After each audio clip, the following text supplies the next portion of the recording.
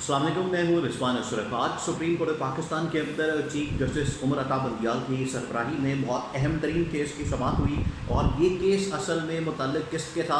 ये case election से मुतल्लिक था, जो कि सुप्रीम कोर्ट की जानिब से पंजाब और KP के अंदर जो दोनों सूबों में इंतखाबात के हवाले से, इलेक्शन के हवाले से जो केस सुना गया था, सो मोटो के बाद, अस्कुत नोटिस के बाद। और इस केस के अंदर जो चीफ जस्टिस उमर अता बंदियाल ने 14 मई की जो तारीख दी थी, वो 14 मई की तारीख के ऊपर इन लोगों ने इलेक्शन नहीं करवाए और उसके बाद फिर सुप्रीम कोर्ट ऑफ पाकिस्तान की जानिब से एक डिटेल जजमेंट, उनकी जानिब से जो रिटर्न जजमेंट है वो जारी कर दी गई है। और दूसरा ये कि इलेक्शन कमीशन ऑफ पाकिस्तान ने, इलेक्शन कमीशन ने इस केस के ऊपर इस्तदा की है नज़र सानी की, और वो जो नज़र सानी की अपील की गई है वो की गई है उस कानून के तहत जो अभी हुकूमत की जानिब से बनाया गया था। वो हुकूमत की जानिब से जो केस बनाया गया था, वो केस कानून बनाया गया था, वो कानून बनाया गया था रिव्यू जजमेंट एंड ऑर्डर्स का। और उसके तहत इलेक्शन कमीशन ने सुप्रीम कोर्ट के अंदर ये केस की जो नज़र सानी की अपील है वो की थी। और इसके अंदर chief justice of Pakistan justice Umar Ata Bandial और बाकी जो दो और जजेस हैं, जिसमें जस्टिस एजाजुल एहसन और जस्टिस मुनीर अख्तर, उन दोनों की जानिब से, तीनों की जानिब से बड़े ज़बरदस्त रिमार्क्स दिए गए। और इस रिमार्क्स के बाद ये अंदाज़ा होता है कि आइन और कानून की जो धज्जियाँ उड़ाई जा रही हैं हुकूमत की जानिब से, आइन और कानून को लेकर जो ये हुकूमत कर रही है, जो इनकी जानिब से करतूतें या इनकी जानिब से जो ड्रामे, या उनकी जानिब से जो मामला सामने आते हैं, उसके ऊपर सुप्रीम कोर्ट ने बड़ी सख्ती के साथ उनकी क्लास ली और इनके पर्चे उड़ा दिए। अब आपने पूरा मामला समझना है, इस पूरे मामले को समझना है। और उसके बाद कल इस्लामाबाद के अंदर एक बहुत बड़ी अहम तरीन मुलाकात होती है, और वो मुलाकात होती है वज़ीर-ए-आज़म हाउस के अंदर, जो प्राइम मिनिस्टर हाउस है, वहाँ पर ये मुलाकात होती है शहबाज शरीफ के साथ, army chief general Asim Munir की। एक बहुत अहम तरीन मुलाकात आज के इस माहौल के अंदर, जो पाकिस्तान के अंदर पॉलिटिकल सिचुएशन बन चुकी है, उसमें ये मुलाकात बहुत अहम तरीन मुलाकात होती है। और इस मुलाकात के अंदर क्या डिस्कशन हुई है और अब इसका इम्पैक्ट क्या आना है। उसके बाद रात गई जो कार्रवाई डाली गई हुकूमत की जानिब से कि इन्होंने एक करारदाद पास की, वो करारदाद मेरे पास अभी ये मौजूद है, ये करारदाद पड़ी हुई है मेरे पास, जो इमरान खान के ख़िलाफ़, PTI के ख़िलाफ़ इनकी जानिब से दायर की गई है। ये करारदाद भी पढ़ के मैं आपको सुनाऊंगा और इनकी जानिब से क्या कार्रवाई डाली गई, वारदात डाली गई और प्राइम मिनिस्टर हाउस के अंदर क्या हुआ। और पहले मैं आपको सुप्रीम कोर्ट का बता दूं कि सुप्रीम कोर्ट के अंदर जो अहम तरीन केस की समाअत हुई, सुप्रीम कोर्ट पाकिस्तान की जानिब से जो डिटेल जजमेंट है वो जारी कर दी गई है इलेक्शन केस से मुतालिक। और इसमें बड़े अहम तरीन चीज़ों को बयान किया गया, बहुत अहम तरीन चीज़ों को, और परख से उड़ा दिए हैं इस हुकूमत के, जिस तरीके से इन्होंने आइन और कानून को रोंद के रख दिया, आइन और कानून की धज्जियाँ उड़ाती हैं।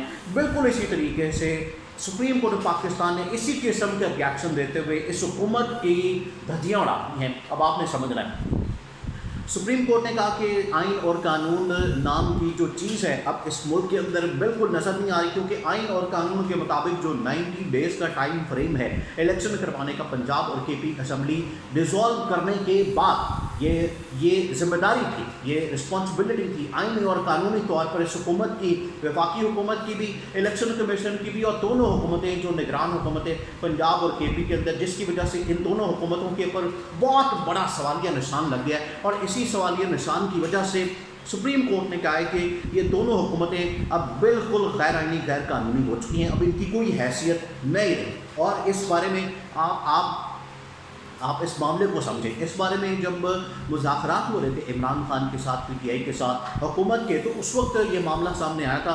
उस वक्त कहा गया था कि ये दोनों जो हुकूमतें हैं, जो ये निगरान हुकूमतें हैं, दोनों पंजाब के अंदर भी और KP के अंदर भी, दोनों तो अब बिल्कुल अपनी मुद्दत पूरी करने के बाद फारिग हो गई। अब इनकी आइन कानूनी हैसियत कोई नहीं रही। अब इनको लीगल कवर अप देना है। उस लीगल कवर अप के लिए एक अमेंडमेंट, एक वन टाइम एक अमेंडमेंट की ज़रूरत है नेशनल असम्बली के अंदर, और उसमें फिर जो PTI है वो सपोर्ट करेगी, उसके MNA। अब इन्होंने कार्रवाई क्या डाली, इन्होंने PTI के MNA तोड़ दिए, उनके इस्तीफे दिलवा, उनको पकड़ के इधर डाल, उधर डाल, इधर सुट उधर सुट, इन्होंने एक नया कट्टा खोल दिया, नया सिलसिला शुरू कर दिया। अब ये जो अमेंडमेंट आनी है, इसके लिए फिर कहाँ से ये सारे नंबर गेम पूरी करेंगे।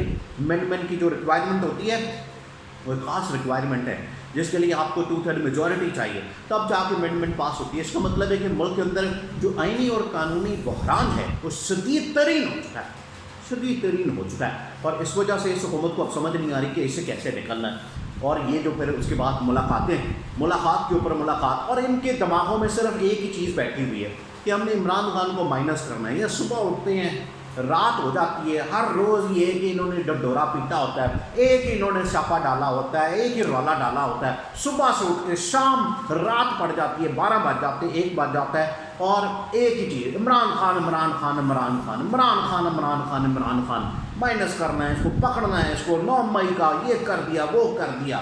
اسی کے پیچھے پڑے ہوئے ہیں. بھائی آپ مہنگائی کے اوپر بھی کوئی بات کریں، بے روزگاری کے اوپر بھی کوئی بات کریں. آپ ملک کے اندر جو بے روزگاری، ملک کے اندر جو مہنگائی، ملک کے اندر یہ کہہ رہے ہیں آج کے ایک طوفان آ رہا ہے، کراچی سے ادھر پہنچ رہا ہے، کوئی ادھر سے آ رہا ہے، کوئی سمندر سے آ رہا ہے. کون سا طوفان؟ جو ملک کے اندر آج اس وقت طوفان ہے مہنگائی کا، بے روزگاری کا، اس کی بھی کوئی خبر لیں. یہ جو سارا آج کل mainstream T V channels, media, ہر میڈیا پہلی خبر چلاتا ہے اور اینڈ تک یہ طوفان آیا ہوا ہے ادھر، پتہ نہیں کون سا طوفان آیا ہوا ہے. بھائی یہ جو ملک کے اندر طوفان آیا ہوا ہے اس کے اوپر تو آپ نے اپنی زبانیں بند کی ہوئی ہیں، اس کے اوپر آپ بات نہیں کرتے. تو سپریم کورٹ نے صحیح اڑایا ان کو. پھر جو الیکشن کمیشن نے اس کیس کے اندر استدعا کی کہ آپ یہ لارجر بینچ بنائیں، لارجر بینچ کی استدعا بھی فرق کر اڑا کے رکھی. سپریم کورٹ نے کہا کہ یہ چکے اپنی یہ پٹیشن اور فارغ ہوں اور اٹھا کے لے جائیں. یہ پٹیشن اب آپ کو یاد آئی ہے.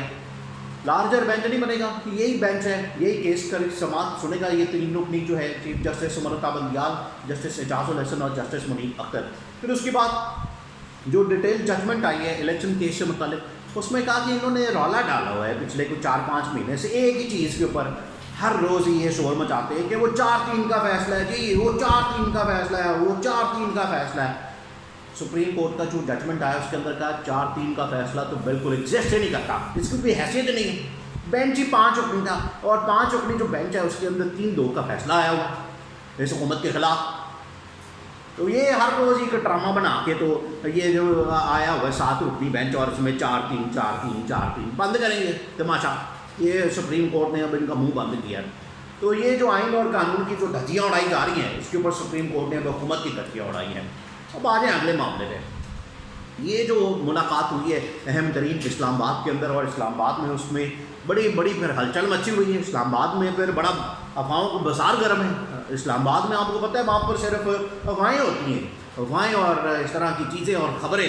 اور یہ کل رات کو ایک بڑی اہم ترین ملاقات ہوئی، اور یہ ملاقات ہوئی ہے جو پاکستان کے آج کل حالات ہیں، جو سیاسی حالات ہیں اس میں یہ ملاقات ہوئی ہے. اور یہ ملاقات ہوئی ہے اس میں جنرل عاصم امین نے شہباز شریف کے ساتھ ملاقات کی اور شہباز شریف کو سمجھایا بھائی سدھے ہو جاؤ، پاس کر دو، اب آپ نے اور کیا کرنا ہے، کیا نکالنا ہے. جو بجٹ آ گیا ہے، بجٹ آپ نے ایک آپ کو چھوٹی سی ذمہ داری دی تھی وہ آپ نے پوری کرنی تھی، کر دی ہے، چلو جو کام موقع. دوسرا یہ ان کو کہا تھا کہ کم از کم آپ ڈیل تو کریں IMF کے ساتھ، وہ بھی نہیں ان لوگوں نے کی. تو یہ 2 چھوٹی کام کہے تھے، چھوٹے بالکل ننے مننے سے اس حکومت کے لیے، وہ نہیں یہ پوری کر سکے. بجٹ کر دیا پیش انہوں نے، وہ بھی فرضی سا ایک بجٹ ہے، اربوں روپے. وہ کہاں ہے؟ آپ کے خزانے کے اندر پیسے کو پڑا ہوا ہے. وہ اس کی تنخواہیں بڑھا دو، اس کی تنخواہیں بڑھا دو. یہ سرکاری ملازمین کی تنخواہیں بڑھا کے انہوں نے پورے ملک میں شور ڈالا ہوا ہے. سرکاری ملازمین ٹوٹل جو پاکستان کے اندر ہے نا وہ تقریباً کو 20-25 لاکھ ہے. اب آپ نے اس کو سمجھنا ہے، 20-25 لاکھ لوگوں کی تنخواہ بڑھا دی ہے. ٹوٹل جو آبادی ہے پاکستان کی وہ اس ٹائم 25 کروڑ ہے. تو باقی جو 24 کروڑ اور 75 لاکھ ہے وہ کیا کرے گا؟ وہ تو مر گیا نا مہنگائی کے نیچے. آپ ہے اس کی تو آپ نے اس کا تو آپ نے کچومر نکال دیا، اوپر کچومر نکالے گا آپ کا الیکشن کے اندر. باقی کیا کریں گے؟ یہ سرکاری ملازمین کی تنخواہیں بڑھاتی ہیں اور ہم نے بڑا کوئی تیر مارا کارنامہ سر انجام دیا ہے. تو باقی جو 24 کروڑ اور 75 لاکھ ہے وہ کیا کرے؟ تو آپ کو رو رہا ہے، پھر وہ آپ کو بد دعائیں دے رہا ہے، آپ کو گالیاں دے رہا ہے. جائیں بازار میں کسی گلی محلے میں، آپ کو پھر پتہ چلے. اب یہ انہوں نے پھر رات کو کارروائی ایک ڈالی کہ جیسی ملاقات ہوئی ہے یہ والی بہت بڑی. اس کے بعد انہوں نے قرارداد پاس کی ہے. قرارداد پاس کی عمران خان کے خلاف کہ عمران خان نے جو یہ واقعہ کیا ہے اس پر ملٹری کورٹ اور اس کے اوپر اس کے خلاف کیس چلنا چاہیے ملٹری کورٹ کے اندر فوجی عدالت میں. اور یہ اب اس کے اوپر باقاعدہ قرارداد پاس کر کے عمران خان کو تو رگڑا دینے جا رہے ہیں. یہ ان کی ٹوٹل کارکردگی اور پرفارمنس ہے ان کی. لیکن جو سپریم کورٹ نے ان کا حشر کیا ہے، سپریم کورٹ نے جو ان کا حشر نشر کر کے رکھا ہے ان کو اب سمجھ آئیے کہ آئین اور قانون سے کس طرح سے خلاف ورزی کی جاتی ہے، اور سپریم کورٹ نے ان کو بتا دیا ہے کہ یہ اب فیصلہ آ گیا ہے، یہ اب آئندہ سے کوئی بھی اس کی خلاف ورزی نہیں کرے گی۔ جو آئین اور قانون کے اندر لکھا ہے 90 ڈیز میں، وہ ہر حال میں اس کے اوپر عمل درآمد ہونا چاہیے، اور اس کی جس نے بھی خلاف ورزی کی، جو بھی اس کی خلاف ورزی کرے گا، آخر کار وہ اس کی لپیٹ میں آئے گا۔ یہ بڑا کلیئرلی بتا دیا گیا اس حکومت کو، اور ایک پریسیڈنٹ سیٹ کر دیا گیا سپریم کورٹ کی جانب سے۔ اسلام آباد میں بڑی ہلچل مچی ہوئی ہے اس ملاقات کے بعد، اور کہا جا رہا ہے کہ یہ آخری ملاقات ہے، ہو سکتا ہے یہ آخری ملاقات ہو شہباز شریف کی، جاتے جاتے ایک دفعہ ان کو مل لی ہے، ایک دفعہ ان سے جپیاں ڈال لی ہیں، تو یہ آخری ملاقات ہو سکتی ہے۔